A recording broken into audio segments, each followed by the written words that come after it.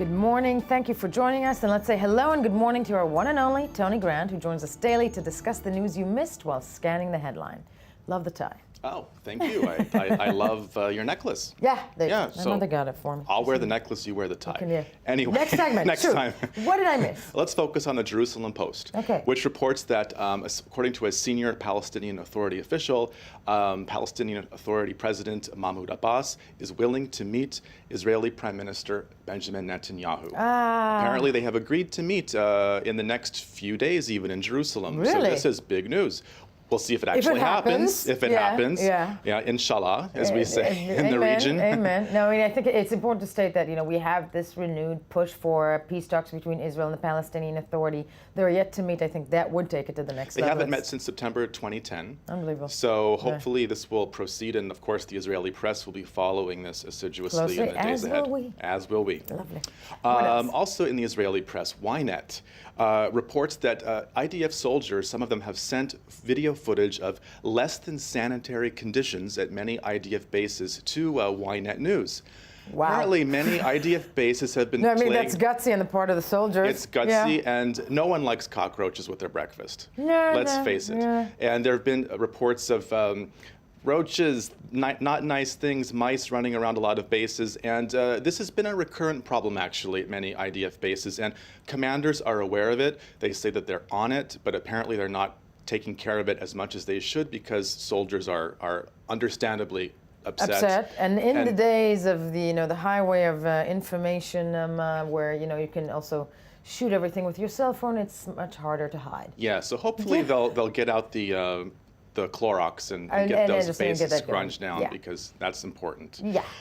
As it is in the United States, the New York Times reports that the government shutdown is impacting the United States food supply because there's a risk. The CDC is closed, right? The CDC is for the most part shuttered, and all inspections of domestic food in America, with the exception of poultry and meat, are off.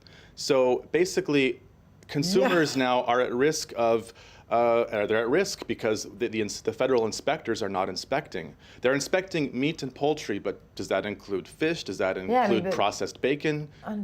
Very important. Very important. But this is the fact that this was New York Times major coverage here, and it's one of the consequences of the shutdown, which people don't think about. But if they start to get sick, they might what think. What can happen? I mean, it's not just. It's that. It's the fact that, and we're going to touch on that a bit later. It's also, it's aid to other countries, but internally in the United States, it's a widespread thing, and this is just one more aspect of the shutdown, which is seriously and ongoing. The Washington Post actually has another shutdown-related story, the siren call of the Blackberry for furloughed federal workers. What? This article is this is a very interesting piece. A lot of federal workers have government-issued BlackBerry devices. They're not allowed. I'm amazed people still have BlackBerries. It's the government. What do you expect?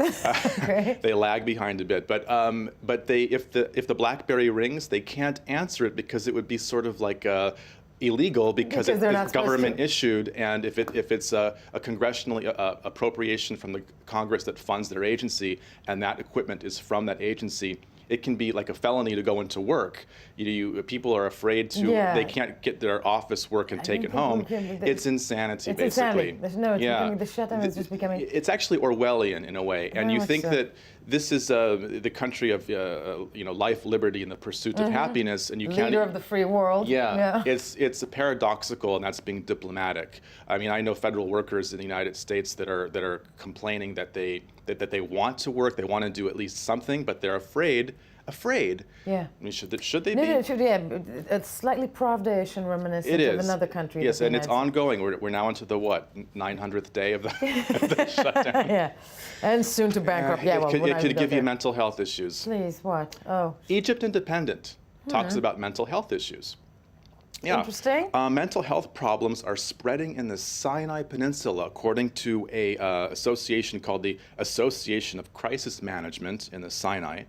This is because of the ongoing violence in the Sinai Peninsula is causing depression, mental health issues amongst the residents there. I think also the people that live in the Sinai used to make a living from tourism, and it would depress me if my living would go bust completely for years. Now, I don't know how much this is affecting places like Sharm el-Sheikh in the southern part of the Sinai. They're talking about Arish area, which I believe is more in the north of Sinai, so where there's a lot of friction and political escalation of violent issues. So mental health, people don't think about it, but it's has a big impact on the daily life of the people there. And so the Egyptians are aware of it, and hopefully they're working on ways to manage it. So or stop the violence and the that would be the best thing. Yeah, in many ways. What else? The Daily Star of the United Kingdom reports on a disturbing development in Connecticut. Someone tried to blow up Keith Richards. Yeah. Sorry. Yeah. When it wasn't Keith Richards himself? Keith Richards, the famous Rolling Stone guitarist. The man who famously, he's famous. For so many things. So many things. I read his biography. Supposedly he cremated his father and snorted some of his ashes. Ah. Yeah. Well, who knows if he did that in his Connecticut home. No. And some crazy guy living next to him 10 miles away with 142 guns and about 100 pounds of explosives was working up a recipe just for Keith. No. Yeah, his wife called, the cops intervened, and crisis diffused. But you never know who your neighbors are, right? Exactly. In Connecticut, especially. Connecticut. That's where Martha Stewart lives. Ouch, creepy. But that said, it's Keith Richards. Leave him alone. Leave him alone. He's a god of he's rock a stone. and roll. Bingo. He's a stone. Tony, thank you so much. Thanks. You should be back in the next hour.